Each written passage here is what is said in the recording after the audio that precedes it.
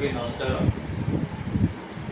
రాష్ట్ర శాలివాహన కుమ్మరి సంక్షేమ మరియు అభివృద్ధి కార్పొరేషన్ చైర్మన్గా నాపై నమ్మకంతో నియమించిన మాన్యశ్రీ మన ప్రీతమ ముఖ్యమంత్రి చంద్రబాబు నాయుడు గారికి, ఐటీ విద్యాశాఖ మంత్రి యువ నాయకులు శ్రీ నారా లోకేష్ బాబు గారికి, ఉప ముఖ్యమంత్రి శ్రీ పవన్ కళ్యాణ్ గారికి, అలాగే కూటమి ప్రభుత్వం అందరికీ కూడా ముందుగా నా నమస్కారాలు తెలియజేసుకుంటున్నాను.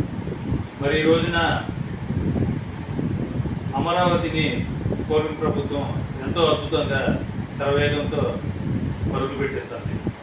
గత ప్రభుత్వంలో నిర్విరామం అయిపోయిన అమరావతి అందాన్ని కూడా ఈ రోజున మాన్య ముఖ్యమంత్రి వర్యులు చంద్రబాబు నాయుడు గారు ఎంతో అద్భుతంగా పనులు చేయించుకుంటూ అతి త్వరలోనే సింగపూర్ని తలదన్నేలాగా మన రాజధానిని అమరావతిని తీసుకుంటున్నారు.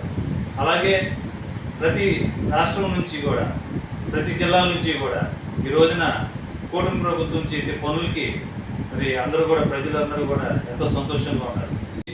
గత ప్రభుత్వంలో చూసుకుంటే రాష్ట్రం మొత్తం కూడా గుంటలో పడిన రోడ్లు, ప్రజలు ఎక్కడికన్నా వెళ్ళాలన్నా ఎన్నో ఇబ్బందులు, ఒక ప్రాజెక్టుకి కనీసం మెయింటెనెన్స్లో కూడా లేకుండా ప్రాజెక్టులన్నీ కూడా నిర్విరామం. మరి చేసిన కాంట్రాక్టులకి డబ్బులు కూడా ఇవ్వలేని పరిస్థితి. ఎంతసేపు అభివృద్ధి చేశామని చెప్పుకుంటున్న గత ప్రభుత్వం కనీసం ఊళ్ళోకి వెళ్ళడానికి గుంటూరు రోడ్డు నుంచి ప్రజలు వెళ్ళడానికి కూడా వీలు లేనంత ఇదిగా చేసుకొచ్చింది. మరి ఎప్పుడైతే కూటమి ప్రభుత్వం వచ్చిందో మరి ఆ రోజునే మొట్టమొదటిసారిగా మన ముఖ్యమంత్రి గారు ఫస్ట్ రోడ్డు మీద దృష్టి సారించారు. ఇవాళ ప్రజలందరూ ఎంతో సంతోషంతో వాళ్ళ ఊళ్ళకి ఏ ఇబ్బంది లేకుండా వెళ్తున్నారు.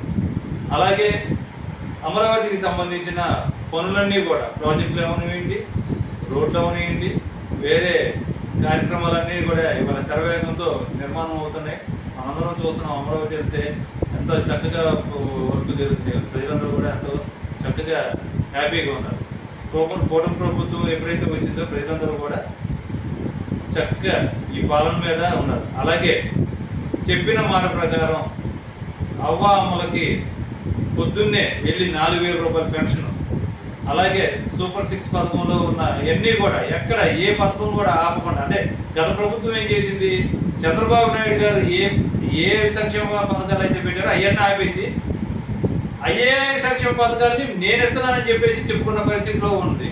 కానీ ఈ రోజున కూటమి ప్రభుత్వం రాగానే ఏ పథకాలని కూడా ఆపకుండా అన్నీ కూడా మరి ఎవరో జరిగిన పెన్షన్లు తెల్లారుజామున వెళ్ళేస్తున్నారు.